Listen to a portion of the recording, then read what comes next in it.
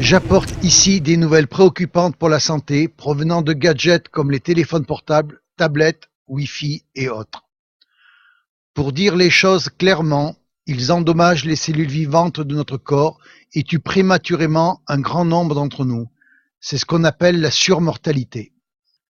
Je suis le docteur Martin Blanc du département de physiologie et biophysique cellulaire à l'université de Columbia.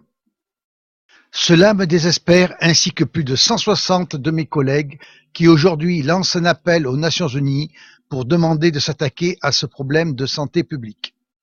Nous sommes tous des scientifiques et des ingénieurs compétents et je suis ici pour vous dire que nous avons créé quelque chose qui est nuisible et qui est en train d'échapper à tout contrôle. Avant l'ampoule d'Edison, il n'y avait pas de rayonnement électromagnétique artificiel dans notre environnement.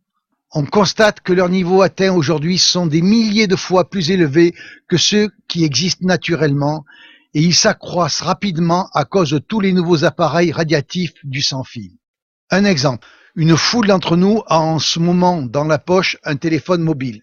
Une étude montre qu'en même temps que l'usage du téléphone portable s'est largement répandu, l'incidence du cancer cérébral chez les jeunes a plus que triplé.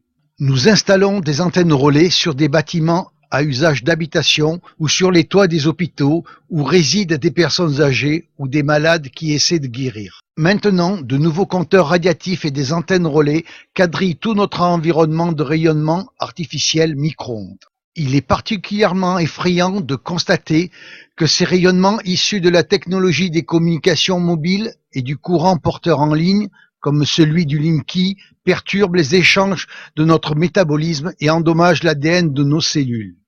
Il est clair pour de nombreux biologistes que cela peut expliquer la prolifération des cancers. Les générations futures, celles de nos enfants, sont maintenant à risque. Tous ces biologistes et scientifiques du monde qui lancent l'alerte ne sont pas entendus par les autorités de santé qui établissent les normes de sécurité.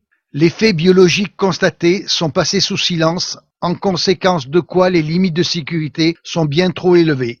Elles ne protègent pas la population. L'entière divulgation de tous les conflits d'intérêts possibles entre les responsables des autorités de santé et l'industrie permettrait probablement d'obtenir une plus grande protection.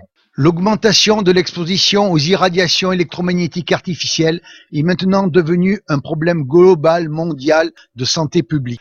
L'Organisation mondiale de la santé et les organismes internationaux de normalisation n'agissent pas actuellement dans l'intérêt de la santé et du bien-être des personnes. Les règles internationales d'exposition aux champs électromagnétiques artificiels doivent être renforcées et refléter la réalité de leur impact sur notre corps et en particulier sur notre ADN.